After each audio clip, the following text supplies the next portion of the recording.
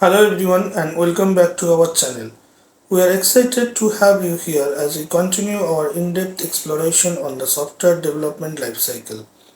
In our last video, we covered the deployment phase where we discussed the critical steps involved in releasing software to the production environment. Today we are moving on to the final and equally important phase of SDLC, that is the maintenance phase.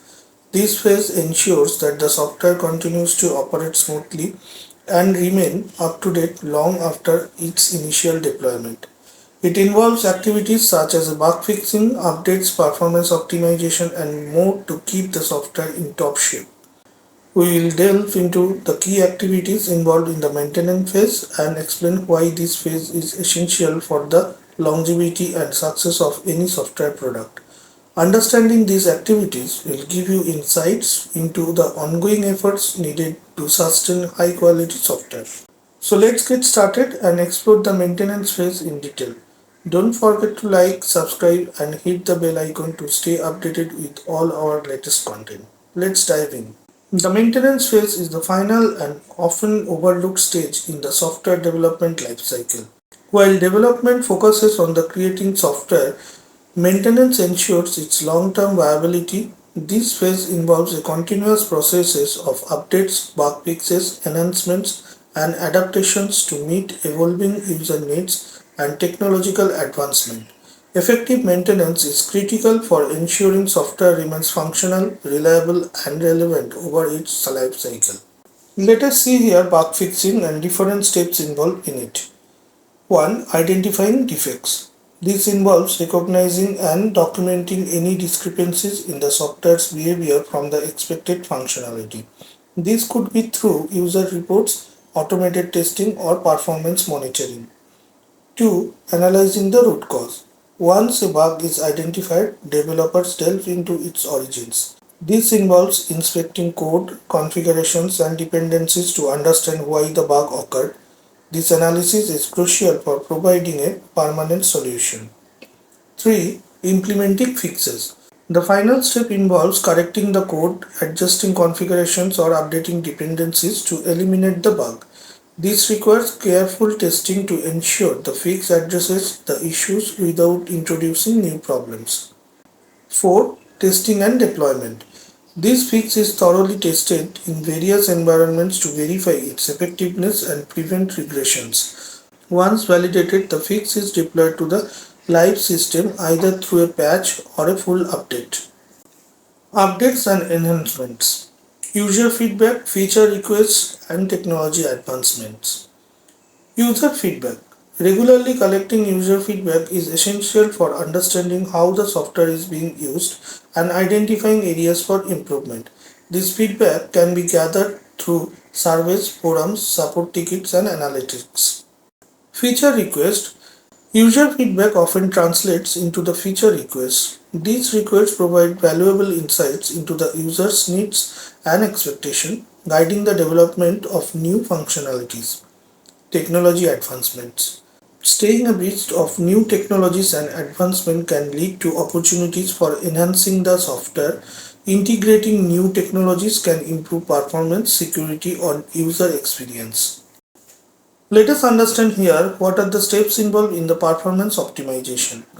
1. Performance analysis. Analyzing the software's performance involves identifying bottlenecks and areas where optimization can yield the most significant improvements. This involves monitoring metrics like CPU usage, memory consumption, and network latency. 2. Code optimization. Refactoring code to improve efficiency, reducing unnecessary computations, and minimizing resource usage. This can involve optimizing algorithms, data structures, and code logic. 3. Database optimization. Improving database queries, indexing data effectively, and optimizing database configuration to reduce query times and enhance overall database performance. 4. Caching strategy. Implementing caching mechanism to store frequently accessed data in memory, reducing the need to access the database or perform complex calculations, thereby speeding up response times. Security updates. What are the steps involved here? 1. Vulnerability assessment. Regularly assessing the software for potential security vulnerabilities using static code analysis, penetration testing, or vulnerability scanners. This helps identify weaknesses that could be exploited by malicious actors. 2. Patch management. Applying security patches and updates as they are released by vendors. These patches often address known vulnerabilities and help protect the software from security threats. 3. Security hardening. Implementing security measures to make the software more resistant to attacks. This includes configuring secure settings, limiting access to sensitive data, and implementing access control mechanisms. 4. Regular monitoring. Continuously monitoring the software for suspicious activity and potential breaches. This involves analyzing logs, network traffic, and user behavior to detect and respond to threats. Let us see some of the example of monitoring and logging tools. New Relic, a cloud-based performance monitoring platform that provides real-time insights into the health and performance of applications. Splunk, a data analytics platform that allows users to collect, index, and search machine-generated data, including logs, events, and metrics. Datadog, a monitoring platform that provides comprehensive monitoring and observability across various technologies, including infrastructure, applications, and databases. Apart from these, there are few more popular tools we have for logging and monitoring. Those are Nagios, Prometheus, Kibana, like that, and so on. User support and training. Help desk services. Providing a dedicated channel for users to report issues, ask questions, and seek assistance. This can be through phone, email, chat, or ticketing system. User manuals. Creating comprehensive user guides that explain the software's functionality, features, and how to use them effectively. These manuals should be clear, concise, and updated regularly. Training sessions. Offering training sessions for users covering the key features, best practices, and troubleshooting tips for the software. These sessions can be conducted online, in person, or through recorded videos. Feedback collection. Continuously gathering feedback from users to understand their needs, identify areas for improvement, and ensure the software meets the expectation. Documentation updates. Code comments. Updating inline comments within the code to reflect any changes, bug fixes, or new features. This helps developers understand the code's functionality and maintain consistency. User manuals.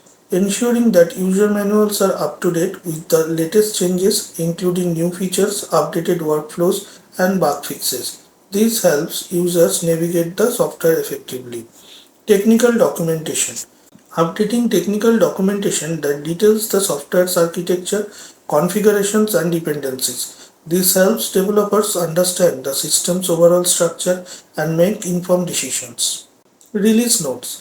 Creating detailed release note for every update or patch released. These notes document the changes, fixes, and enhancements included in each release, providing a clear record for developers and users. With this, we are concluding the maintenance phase here. Thank you for joining us on this comprehensive journey through the software development lifecycle here with Ankhi Educare. We hope you have gained valuable insights and a deeper understanding of each phase, from initial planning and analysis to design, coding, testing, deployment, and maintenance. Each phase plays a crucial role in ensuring the success and longevity of a software project. By understanding and implementing these phases effectively, you can enhance the quality, efficiency, and reliability of your software development process. We appreciate your engagement and support throughout the series. Your feedback and participation have been invaluable, and we look forward to bringing you more educational content in the future. Don't forget to like, subscribe, and hit the bell icon to stay updated with our latest videos. If you have any question or topics you would like us to cover, please leave a comment below or reach out to us. Thank you once again for being part of the Ankhi Educare community. Happy learning and see you in our next series. Till then, goodbye, take care, and stay tuned.